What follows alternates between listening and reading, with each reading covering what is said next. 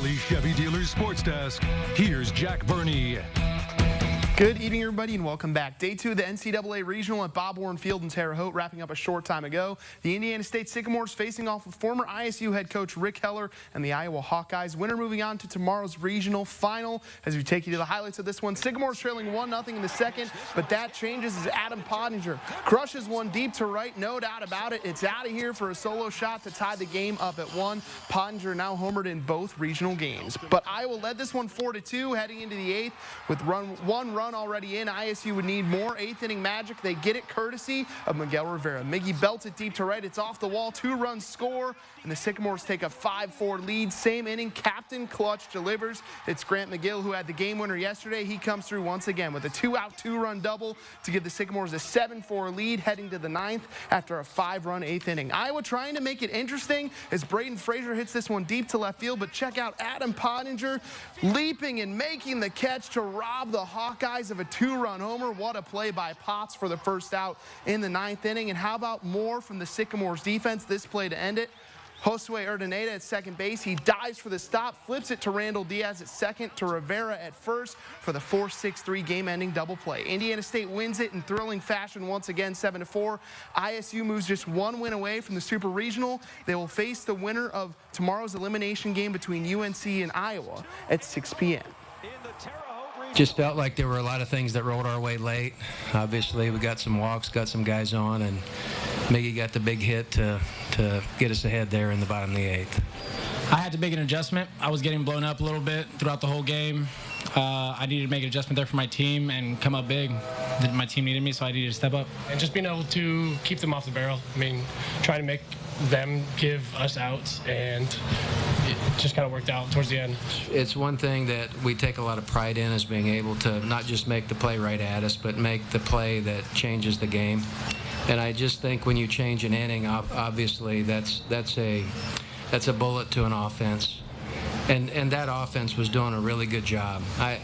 For the folks that know college baseball, sitting there watching that, the pitches that we were calling, the adjustments we were making, but yet the adjustments they were making. It was cat and mouse all day long, probably as good as we've faced this season.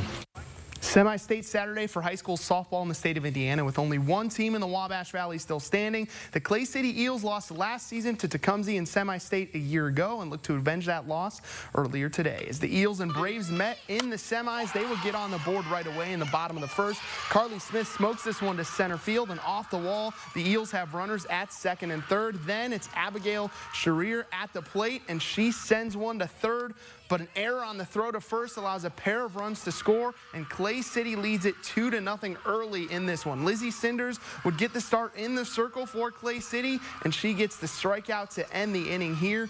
Clay City with all of the early momentum in this ball game, and Clay City looked to continue that momentum a little bit later. Tied at 2 in the top of the 6th when Hannah Harris fires a dart down to second base, and Lexi Thompson tags her for the out. Top of the 7th a little bit later, 2 on for Tecumseh's Taylor Ash, and this is trouble for the Eels. A 3-run home run to left field for the Braves as they score 4 in the final inning to beat Clay City and end their season. 6-2 the final in this one, but hats off to the Eels for being the last team standing. High school baseball, 3 different Wabash Valley teams entering today's regional round. Bar Reeve, Shakamak, and West Vigo all looking to pick up 1 win today and advance to next weekend's semi-state Saturday action. Let's start with the Vikings of Bar Reeve. Very first play of the game is a bunt and diving grab by Maddox Brenner for the Eagles. What a play there. That's a Sports Center worthy play right there. Could be in the top 10. Top of the 2nd with runners on 2nd and 3rd when Ethan Stoll drives it to left field and gets a 2-run single. 2 runs come across the score to open the scoring as the Vikings take a 2-0 lead. Bottom of the inning, and Blake Miley trying to spark something for Christian with a hit and a misplay. He's going to get all the way to second base on that one. He eventually gets to 3rd, but a pop-up would end the inning as Bar Reeve gets out of it unscathed. Top of the 3rd, and Tyler Graber pushes it to right field, and in comes Jacob Paw to score. And the Vikings keep it rolling as Ethan Graber just keeps it in play with a bunt. And here comes another run to make it 4-0 Bar Reeve. The Vikings would just continue to pour it on and put it in play. Levi Lester bunts this one. It's another RBI. And how about this for the finish? Still in the third, Donnie Miller gets a shot to right field, and here comes another run to make it 6-0 Bar Reeve. The Bar Reeve Vikings win it. They extend their winning streak to 26 games as they beat Evansville Christian by the final score of 10-0 to advance to semi-state. First regional title in 25 years for Bar Reeve. To 3A we go as the West Vigo Vikings took on the Tri-West Bruins at Park Tudor for the regional championship. The Bruins get on the board in the top of the first as Reed Benner lines one into the left field corner for an RBI double. Tri-West takes a 1-0 lead early on. The West Vigo Vikings respond, though, in the home half of the first, courtesy of Gabe Skelton, who grounds it into left field for a base hit. Ben Kern scores, and we are all level at 1 in this game. It would stay 1-1 until the 5th inning when Brady White puts the Bruins back on top. He shoots one into right field. 2 runs come in to score to give Tri-West a 3-1 lead. Tri-West leading 4-1, but Ben Kearns tries to spark the comeback for West Vigo. He blasts one deep to right field. It's going back.